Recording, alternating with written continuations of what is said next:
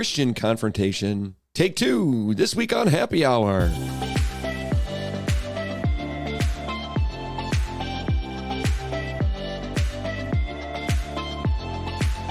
Welcome back to Happy Hour, our podcast for young adults here at the Cathedral of the Most Sacred Heart of Jesus. I'm Rick. And I'm Holly. And this week we don't have Janet with us. Yeah, I should do that. I should do that one. That would be, wait, do I have it? Oh, there we go. Yeah, and that's okay. Janet. We do miss Janet already, but she will be with us next week, and it'll be spectacular. You know, last week we left off on a cliffhanger. Kind of. Sort of. Right? Talked about Christian confrontation. Ooh, angsty. Yes. Angsty conversations. Ooh. And, or should it be? Or should it be? That's right. Or should we just be prepared for them? Mm-hmm. Right? Were you able to have any confrontations this week? I was. Before the podcast, I was telling Rick, and I was like, okay, like it's not the regular type of confrontation. Now it's not. It was more involving social media, which is interesting. Mm-hmm. There's a lot of confrontation there. Yeah, there is. There are more than in real life, maybe. Yeah. And usually it's with comment sections or Twitter feeds or Reddit or whatever that is. You mean X? Oh, X. Yes. Right. It changed. I forgot. He changed it to X. Yeah. So to X. But there are many feeds on there that are very confrontational, and many people argue and spend a lot of effort and worry over other people's opinions in that way, in my opinion. Right. But this week I was looking through Instagram Reels because that's something I do on my free time sometimes.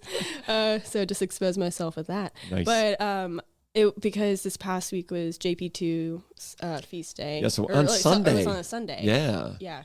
So in honor of that, I guess a lot of reels came up about him, which is very fascinating. And one of which was when he visited a seminary in Baltimore in like 1995.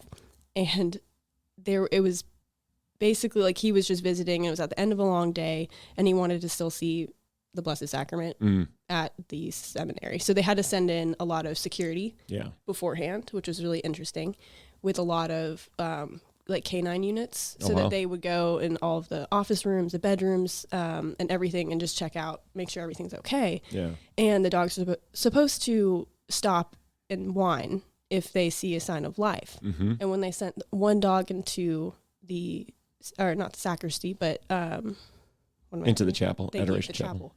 Yep. The dog stopped in front of the tabernacle and started whining and was pointing and doing all the things that they're supposed to do when they detect a sign of life. And they all came into the chapel, and there was nobody there, but Jesus was there in the tabernacle. And I say that this story because this is what the reel was, and I decided to send it to everyone I knew, including my Jewish friends, my Protestant sisters in Christ, and everyone. So and Catholics. Yes. And I was like, I'm just going to see. I'm like, it's definitely not something I would usually send to my non-Catholic friends because they don't believe in that. I hope one day I hope they do. Sure. But I think it was like a subtle confrontation, but it was just such a cool story that I wanted to share. But it was out of love. I want them to understand where I'm coming from in my faith and how I perceive my faith, but also, and that's okay. FYI. Yeah, it's okay to like let others know and not. Yeah. So I was just like, what? I'm just going to send this and just see what the response is. Yeah.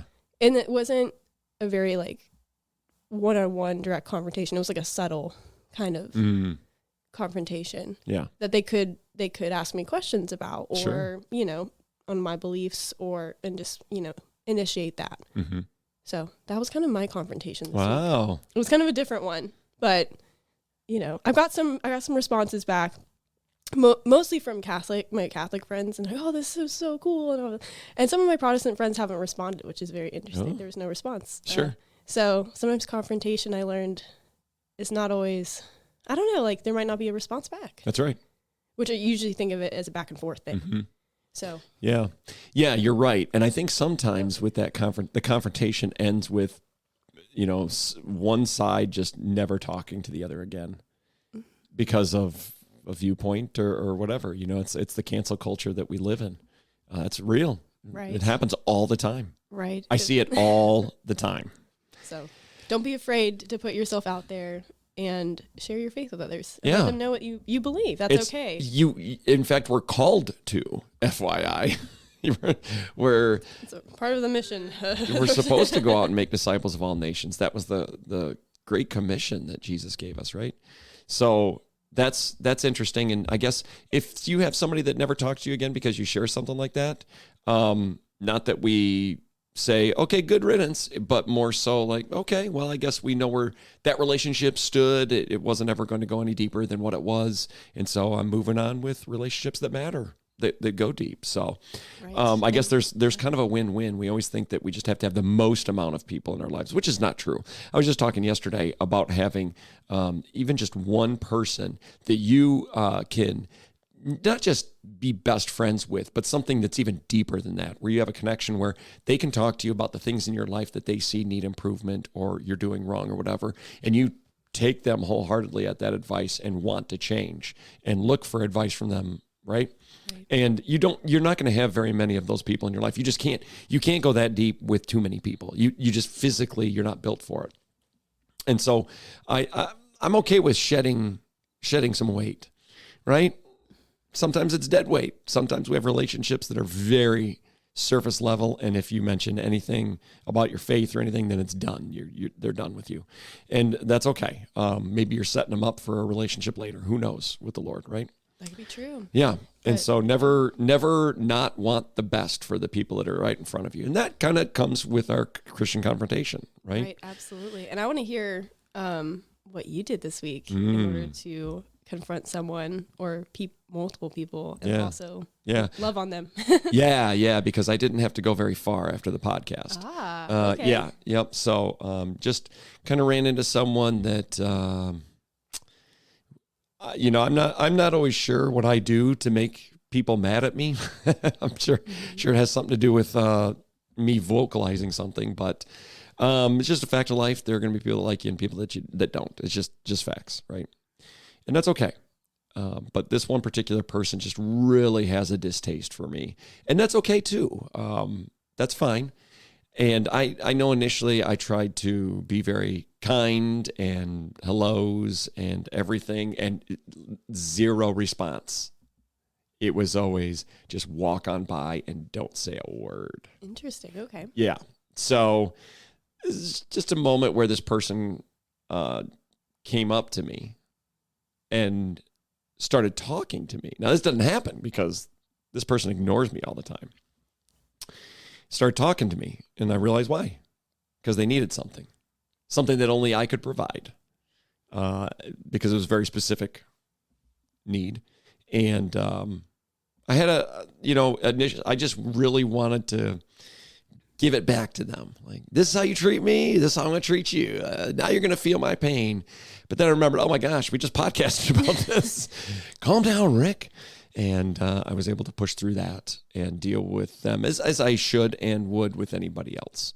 And just gave all the information that I had and could. And they thanked me and walked away. I thought, okay, great. This is wonderful. Maybe this lays the ground and foundation for, and since that time, because it was right after, it's been a week, I've had encounters with this person and they continue to ignore me. So it's just, sometimes there's no resolution. I guess that's a good, from both of our examples, how there can be no closure sometimes. Russian word for that would be gestalt. Ooh. Yes, learned that in college. This is the only time I've ever been able to use it. So thank you, degree. A sense of closure, a sense of wholeness, right? You're not always going to get that. It's not promised, but it doesn't stop what you're supposed to do, right? So what if I knew on the tail end of that conversation that they were still going to ignore me? Supposed to. Doesn't change what I was supposed to do in that moment, right? So, you win some, you lose some seemingly, but I think you win them when you're doing the right thing. You're always winning. Right. And they're going to remember that and how you treated them. I feel like people remember that more than anything else. Yeah. And later back, hopefully they look back and remember their interaction with you and how it was positive and how it was uplifting. And that's what So that calls us to be more cognizant of how we are approaching people. Absolutely. And I think too, I often wonder, does that person then go back and later on think about the encounter and say, okay, why am I treating this person this way then? If they're, maybe it does, maybe it doesn't. I don't know. But what I do know is I did what was right. And that's all that matters for now. And hopefully that changes the encounter. So we were speaking about that. The reason why we were doing that was because our biggest point from last week's conversation was that you have to do things out of love. Do you actually love the person in front of you? Even if they're a person that doesn't seem to love you, can you still show that kind of love? The kind of love that God shows us. And there's so many people that don't love God back. But he still continues to show that utmost of love. And so that's what we're supposed to do. And that was really our first point. But our second point, I almost wish this ties in beautifully with my encounter, was being humble in that confrontation moment, right? Do we approach others with that sense of humility? Do we recognize that there are moments where we don't do the right thing? And so God still approaches us, still loves on us. So can we be humble enough to approach it from a sense of, all right, this is a person that's right in front of me. God loves that person as much as he loves me. And I don't need to be right in every scenario. I don't even need to get my point across in every scenario, but I need to be humble in approaching it too, right? Absolutely. I think going off of that point, the humility factor also, like when we're trying to confront people, I think we need to remember that we're not the savior. Oh, yeah. Because we're like, okay, well, we know the right information. Like with, I guess, both of our examples in different ways. Like, I know this information, and I'm going to give it to you, and I think it's right, and from what I've experienced, it's right, and all this stuff. But, like, you need to convert your ways. Maybe the person in your example or the people in mine, like, you need to convert your ways, and, like, I know the truth, and blah, blah, blah. But we can't force that conversion onto people, and we have to realize that it might not come from us. Ultimately, we maybe laid that foundation for another person later on. Right. That will help in their conversion story, I guess. And can we even be humble enough to accept that we might even be wrong in the situation? Can we approach it out of maybe that viewpoint that I'm going to encounter this? There's a possibility. There's a real possibility I'm not the one in the right here. Can I accept that? And we spoke last week about when you realize you're kind of wrong in the middle of that encounter, what do you do with that? Typically, we try to twist it and make it so that we are right, even when we are wrong. And we see a lot of people do that nowadays. So if we approach it in humility, understanding that, okay, I'm going to actually really listen to the other person without a comeback, without my next argument ready to go. I'm just going to listen. And if they're right, they're right. If they're not, they're not. And we'll go from there. So being humble in approaching that situation, not easy. No. Not easy, but it's the right thing to do. And so we have to approach it that way. All right. We have another one, though, too. We do. Ooh, what's that one? It's our number 3. Our number 3. Yes. It is that Christian confrontation should be private. And I think this is a great point, because I just think of automatically when there are certain parents in like a grocery store. I'm not calling out any of the parents that are listening or your parental choices, but they are like very publicly yelling at their child if they did something wrong, like in the grocery store, Oh yeah. And I'm sure when I have kids one day that I might, do that. So I'm not, but I just automatically think of like this public display of like, you did something wrong. Sure. And blah, blah, blah. And and like, has that happened to me as a child? Sure. Like, I think most children have experienced that maybe. And it just isn't a good feeling. Like, you're like, right. Oh my gosh, all these people are watching and like, I'm already embarrassed and all of this stuff. So I just like recall things like situations like that, like a kid I just think of kid in grocery store. I don't know why. Kid in the grocery store misbehaving. Do you want to talk about your childhood? I know. Is that where this is coming from? We're coming back. Or my mom would make me apologize if like, you know, like in public, like if I was being very unaware of my surroundings. Yes. And I think that's, honestly, it's actually really appreciate that. Yeah. Cause I'm like, now I'm more aware of my surroundings. For sure. But at the time I was like, oh, I don't want to have to go, you know, talk to that person and say sorry. Yeah. No, for real. But there's just that confrontational aspect that I always think about. But I think it's really important to stay private because then people are more comfortable and might respond better. Yes. In the long run. Yeah. What do you think about that? Yeah, I think too, if we extend this to the online sphere, when you post, you know, posts are a really good example of this, right? Somebody posts something and then it gets blown up with anger and now we don't know how many DMs there were, you know, and back and forth, back and forth maybe, but can we just do that? Can we just, if you see something you don't like, just DM, right? Instead of for the whole world to see that.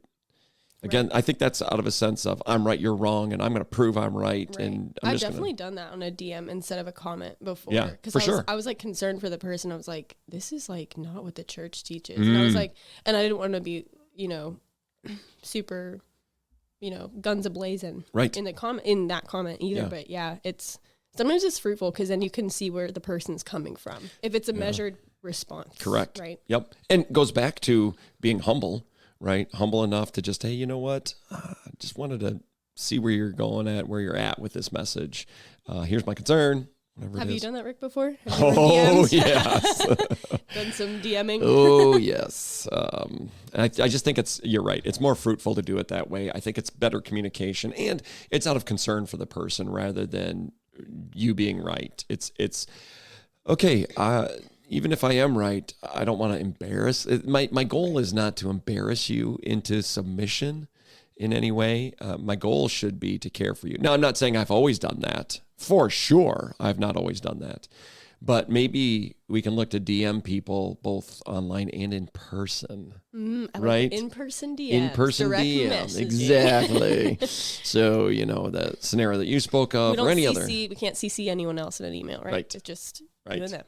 I mean, and you can see that in meetings. You could see it in families. You could, you know, even if it's your family and you all know each other, right? And you have something going on, and you need to call somebody out. You don't do it in front of the whole family. You don't need to embarrass them in front of anybody. Just, hey, let's go have a conversation.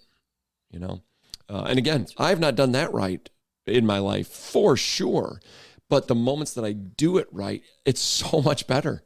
It's unbelievable when you can keep it private. Now, sometimes confrontation does have to take place in public, but we should still do our best to respect the person and avoid causing a scene. The goal is not to cause a scene.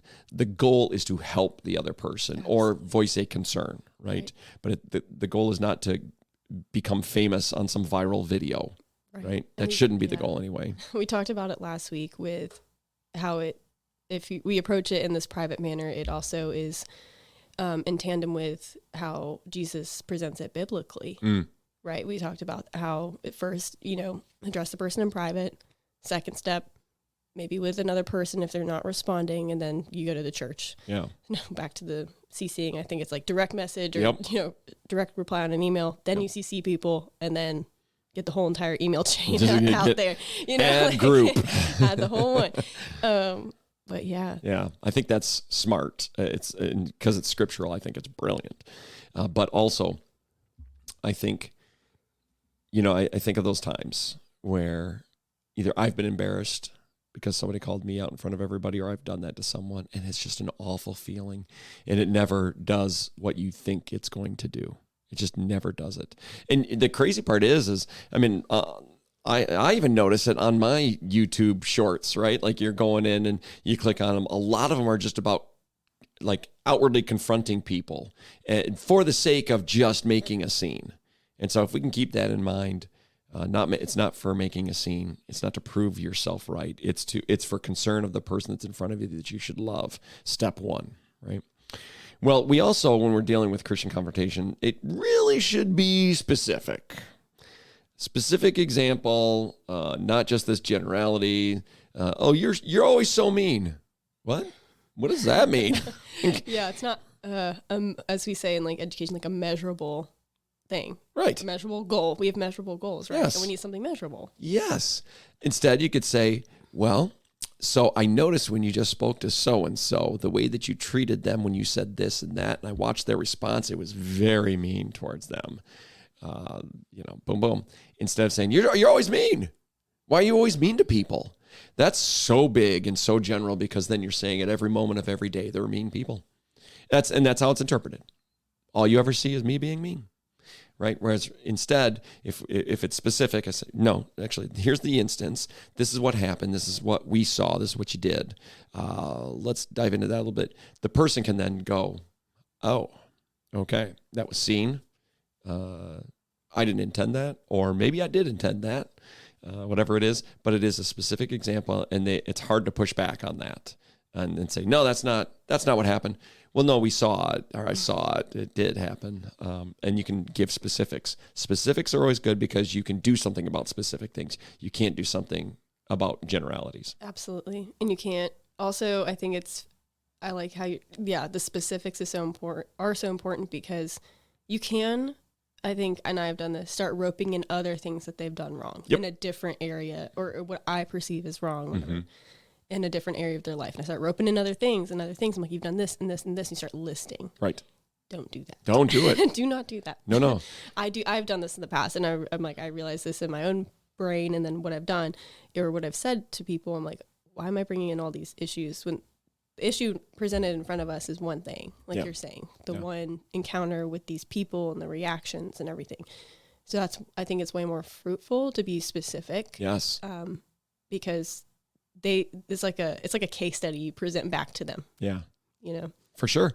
And really, it just makes sense, because if you start, even if it's the same issue, but it's things from the past that you never brought up before, first of all, that's shame on you for not having the guts to do it, right? So shame on you. And I'm talking to me too. So shame on us. But this is the moment where we say, okay, no more of that. This needs to be addressed. But I'm going to address this, what we're talking about right now. I'm not going to bring up anything else. This is the issue. How can we address that? Yeah. I like how you say the shame on us, because I do that. Oh my goodness. Like there's so many things I don't. It's so important to address things, because if you do not address them, they're going to keep building up inside of you until they explode. And they will come out. Yeah. Until that one, the last straw thing, and they do that thing and say that thing, and then you just sort of like, okay, and then blah, blah, blah. Like you're going to say everything that they've ever done wrong to you. Yeah. Because you didn't confront them. Right. So I like how you mentioned that you need to do that. Yeah. I mean, it's kind of like shame on us. Like we could have done that. Absolutely. That's very fixable. Well, and here's the other thing is, our memories are funny things. If you ever told something about your life or anything, and then you look back and go, I wonder if it actually happened that way. No, yes. For real, right? Yeah. So memory is a funny thing. And also vantage point is a funny thing. If a car accident happens, you can talk to 5 people who saw that car accident, and all 5 people can have very different stories about what happened. So when we start to have a fuzzy memory from a different vantage point, and it's been some time since it happened, some people you might start bringing some stuff up, and they're like, I don't even remember, like that never happened. And maybe it did. And they just don't even remember what you're talking about. So we kind of gotta, do a browser history erase or something, with that. Like, okay, let's dump that for now. Let's just deal with what we know for sure. And it's got to be pretty in the immediacy, right? Don't let it go too long before you confront it. And then our final point, Holly. The final point is that we should be forgiving during our confrontational experiences. Ooh. And the goal is the ultimate goal would be, I hope, to reunite that friendship or make a stronger bond between the two people. Yes. Instead of displacing that bond or becoming further and more distanced from that person. Because that can easily happen. Yeah. I remember listening to Donald Miller, who's an author, and he had wrote a book. Wrote a book? Sorry, Mom. Grammar police is coming. Yes, mea culpa. He wrote a book about his father, who had abandoned him, was an alcoholic, and he finally, at the age of 30 or 40, I think it was 40, sought his father out finally was just going to go. Find him, did, confronted him nicely, in a very Christian attitude, and heard his side of things. And while it, there's a lot of fault still with the father, he started to understand a lot more. And then he realized what forgiveness was. And he said, he heard his pastor talk one time about forgiveness. He said, it's not that when you forgive somebody, you will never remember it again, because you will. But forgiving someone actually you're releasing them from responsibility. You're no longer holding it over their head like a social commodity. Rather, you're freeing them and no longer blaming them for the wrongs that are in your life anymore. Because if you think about that, we play the victim card a lot. Well, when I grew up, my dad was this. And so that's what, that was 40 years ago. Why are you still blaming your dad? Well, because he did that. And it's, whoa, are you not an adult and can make your own decisions? And that's bad, so you don't do that. So, sometimes, and I say that out of my own experience, my personal experience with my father, who was very much the same way. And I could easily blame him for so much in my life. But I finally came to a point where I was like, why am I blaming him? I haven't seen him in forever. He has no control over my actions. I do. I'm an adult. So I got to take some responsibility here. But I loved that idea of forgiving doesn't mean, well, I'm never going to think of it again. I forgave you. And if I think of it again, here's what Jesus says about it. There's a reason. Peter says, how many times am I supposed to forgive people? 7 times? What does Jesus say? 7 times 7. 77 times 7. Yeah. 7 times, 70 times, right? Right? So keeps going. His point was, one of his points that I think is understated is, hey, you're going to remember this a lot. Right? So how many times am I supposed to forgive somebody for doing that to me? 7? Peter's like, 7? Because that's what the law would say at the time. So he was, quoting the law. That's what you're supposed to do. Jesus is like, no. It's infinite. Right? Which means you're going to think about it often. If it's infinite, it's still there. Still there. Always there. And every time it comes up, you forgive. Every single time. That's an understated point of that scripture passage, I think, that we need to pay attention to. So forgiving is not forgetting. Right. Right? That saying, forgive and forget. Right. It doesn't exist. Nope. Okay? But what can we do? So when we do remember and we've forgiven somebody, then that's another call to just re-forgive them in that moment and continue to move forward, not stay stuck in the past. And that's I say that knowing that it's really hard to do, because I even come across some things in my own life now where when it comes back up, there's so much emotion attached to some of my things that it also brings up the emotions, not just the intellect, but it also brings up almost like a physical manifestation. Like you remember how you felt. Yes. And yes. It's like I'm back in that situation again, immediately back. And it's years and years and years, right? And I'm right back there. And so there's this moment where I can choose of, all right, I'm going down that rabbit hole. This is why I hate that person still, or it's, whoa, okay, who is bringing this up in me? Because it's not God. I think there's somebody else at play here. I think the devil's very real, and the devil loves to remind us of our past and people who have hurt us and our own sin, right? So we have a choice in that moment. Live in the past, live in that hurt, or move forward in forgiveness and see what the Lord can do through that, right? Yes. Yeah. Good news. The good news of today. Oh, it is good news too. So just to recap, when we're dealing with Christian confrontation, can you hit us with those 5 things, Holly, just so we can jot them down in our memory? All right. So we got 5. So our first one was that Christian confrontation should be motivated by love. The second is that it should be with a humble heart. Mm-hmm. The third is that it should be in a private place with that person, one-on-one, preferably. And then number 4 is that it should be a specific case study that happened, right? Yes. And then number 5 is that it should be a forgiving endeavor in general. Yeah. I love it. I think the more we can practice, and some of those are probably going to be a little easier than others. Some might come more naturally to other people than others, but I think all 5 are vital.